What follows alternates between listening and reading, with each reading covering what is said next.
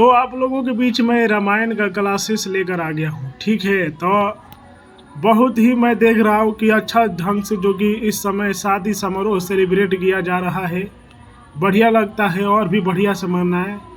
DJ mic पर मैंने इसलिए कि डीजे माइक में जो है वो गाना जो बजाते हैं ना वो थोड़ा ख़राब लगता है। गीत जो गा रहे हैं उससे उतना कोई डिस्टरबेंस नहीं होता है। जो गाना है ना वो क्या है कि गाना में म्यूजिक होता है और वो भी अपने गांव का थोड़ी कोई गाना गा रहा है, तो इसलिए थोड़ा डीजे माइक से मैंने दूरी बनाने के लिए कहा। कोई नहीं, धीरे धीरे सही रास्ते पर सभी लोग आ जाएंगे। तो रामायण का दोहा है कि कर न चहऊँ रघुपति गुण गाहा, लघुमति मोरी चरित अवगाहा। सूझन एकऊ अंग उपाऊ, मनमति रंक मनोरथ राऊ। मैं श्री रघुनाथ जी के गुणों का वर्णन करता हूँ, चाहता हूँ, परंतु मेरी बुद्धि छोटी है और श्री राम जी का चरित्र था है। इसके लिए मुझे उपाय का एक भी अंग अर्थात कुछ लेस मात्र भी उपाय नहीं सूझता। मेरे मन और बुद्धि कंगाल है किंतु मनोरथ राजा है। ठीक है, मति अति नीच ऊंची रुचि आछी, चही अमीय जग जुरई न छाछी। छमी है सज्जन मोरी ठिठाई, सुनि है बाल बचन मन लाई।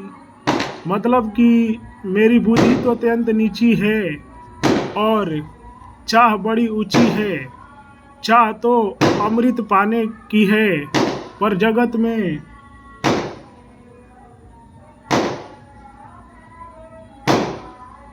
जुड़ती है छाछ भी नहीं।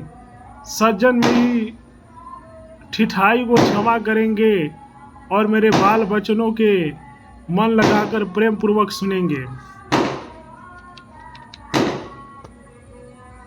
जो बालक कहतो तरी बाता, सुनहि मुदित मन पितु अरु माता।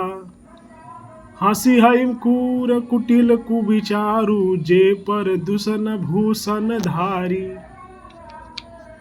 जैसे बालक जब तोतले वचन बोलता है तो उसके माता पिता उन्हें प्रसन्न मन से सुनते हैं, किंतु कूर कुटिल और बुरे विचार वाले लोग जो दूसरों के दोषों को ही भूषण रूप से धारण किए रहते हैं, अर्थात जिन्हें पराये दोष ही प्यारे लगते हैं, हंसेंगे।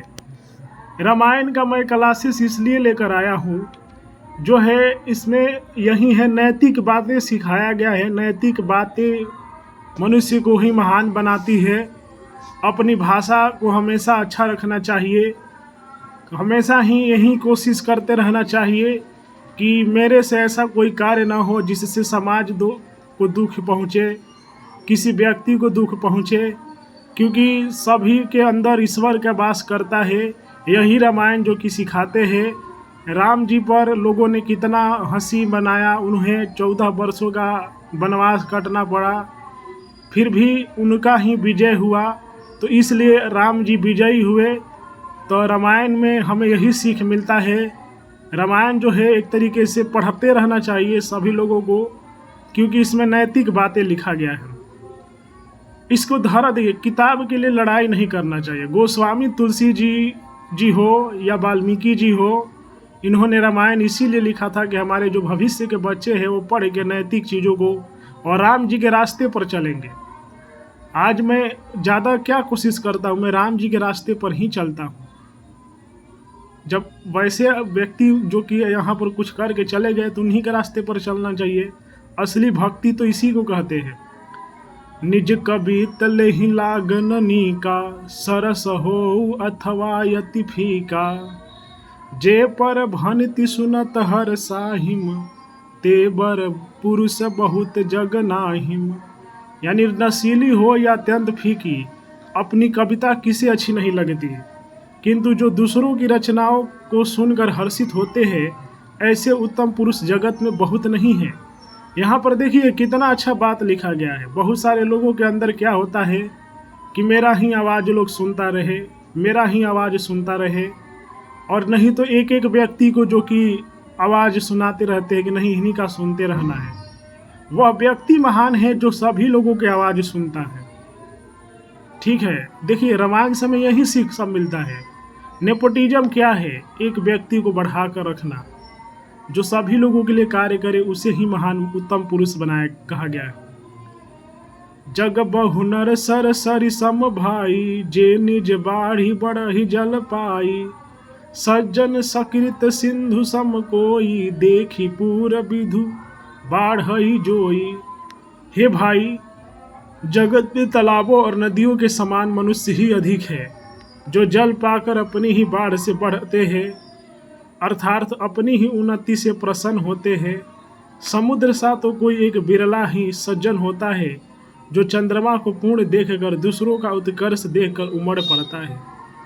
तो रामायण से यदि आप लोग सीख लेना चाहते हैं, रामायण के क्लासेस लेना चाहते हैं, देखना चाहते हैं कि रामचरितमानस में क्या कैसी बातें लिखी गई है, तो मेरे चैनल से आप लोग जुड़ जाए। वीडियो को लाइक करें, शेयर करें, और इसमें क्या सुधार चाहते हैं वो भी कमेंट में बताएं, ताकि मैं आने वाले वीडियो में इससे बेहतरीन करने का ही कोशिश करूँगा।